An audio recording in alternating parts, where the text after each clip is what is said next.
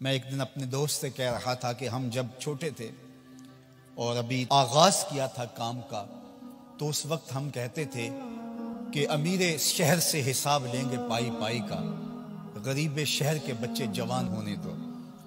लेकिन गरीब शहर के बच्चे जवान हो गए तो उनके हाथ में सोशल मीडिया, दुश्मन ने उचक के हमारे हाथों से हमारे बच्चे छीन। वो कभी आपने देखा है मुर्गी को कि वो जब कुड़क बैठती है तो उसके नीचे अंडे बतख के भी डाले जाते हैं, और फिर 21 दिन की मुसलसल सीने की हरारत और गरमाइश पहुंचाने के बाद उन मुर्दा अंडों में आसार हयात नमूदार होने लगते।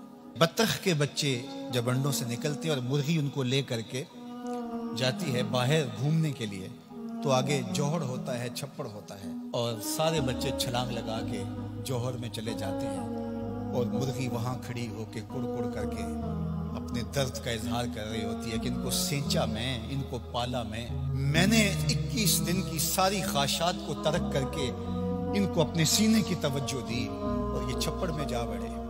आज हमारे साथ भी यही हुआ कि हम सोच रहे थे कि ये नई नस्ल उठेगी, बनी इस्राइल की वो कौम जो कब्तियों के ज़ेरे असर रही।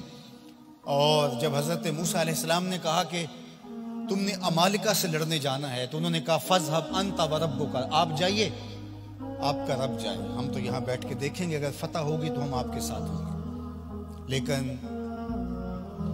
जब मकाम ती में उनको कैद कर दिया गया, तो फिर आज़ादी से पैदा होने वाले नए बच्चे जो वहां पैदा हुए और जवान हुए, उन्होंने फिर अमालिका से लड़ाई की। हम जब छोटे थे हम ये सोचते थे शायद 100 साल तक साम्राज्य की गुलामी रहने वाले लोग शायद आज़ाद नहीं हो पाते। जो आज़ाद पाकिस्तान में सांस लेके परवान चढ़ेंगे तो शायद वो खड़े हों और वो उम्मत का असासा बन सके। लेकिन मुर्गियां फिर देखती रह गई और ये बच्चे छप्पड़ में चले गए। ये छप्पड़ चाहे सियासत का देख लीजिए और इनकी बोलियां देख लीजिए और इनके अंदाज और तेवर देख लीजिए। हमारी असम्बलियां मछली मंडी हैं और हमारे जो नुमाइंदे हैं वो काबिल फरोख्त माल है। कौमों का सासा यही होता है, कौमों का सरमाया यही होता है। मिंबर मेहराब की बात हुई, खानकाहों की बात हुई, ये दर्द छेड़े तो पंबा कुजा कुजा नहम के हमा दाग दागस्त। किसी ने कहा था कहां कहां रुई रखूं, जगह जगह से तो खून रिसता है, जाऊं तो किधर जाऊं, दर्द तो रिस रहा है, खून तो रिस रहा है।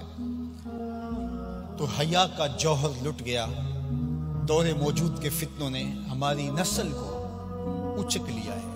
वो गनीमत है लोग जो अपनी नस्ल को बचा सके। और मैं आपसे यही कहता हूं कि हमने आने वाली नस्ल को बचाना है, हमने हिम्मत नहीं छोड़नी, हमने आने वाली नस्ल के लिए मेहनत करनी है। वालिदैन को जुम्मा लेना पड़ेगा कि हम अपनी औलाद की सही तरबियत करें। सिर्फ जो है वो पैदा हुए बच्चे और उनको लोगों के रहमो करम पे छोड़ दिया और जिस मर्जी स्कूल में आंखें बंद करके छोड़ आए और पता ही नहीं कि बच्चों की तरजीहात क्या हैं और बच्चे किधर बढ़ रहे हैं और किस समत रुख कर रहे हैं। ये वालिदैन की जिम्मेदारी है और वो औलाद की तरबियत करें। फिर उस्ताद की जिम्मेदारी है कि वो उसको जुम्मे लेता है तो फिर उसकी हर तरह की फिक्री तरबियत, ज़हनी तरबियत, इल्मी तरबियत, हर तरह की तरबियत उसके जुम्मे है। और तीसरी जिम्मेदारी मिंबर मेहराब की है। ये नहीं है कि 8 दिन के बाद या 1 साल के बाद हमने इज्तिमा किया और खिताबत के जौहर दिखलाए और लोगों से दादो तहसीन ली और वाह वाह किया और इस बात पे दाद ली कि इतने लोग जमा हुए थे, इतना इज्तिमा कसीर हुआ था। ये दाद लेने की बात नहीं है। हमने ये देखना है कि हमने बात कही क्या और क्या वो लोगों की जो है वो मारूजी ज़रूरियात को पूरा करती है और लोगों की मुस्तकिल ज़रूरियात का मदावा उसमें है या नहीं है। अल्लाह अकबर। तो गलबाए दीन के लिए कोशिश और जिद्दोजहद करना, इससे कभी भी हमें दस्तबरदार नहीं होना चाहिए।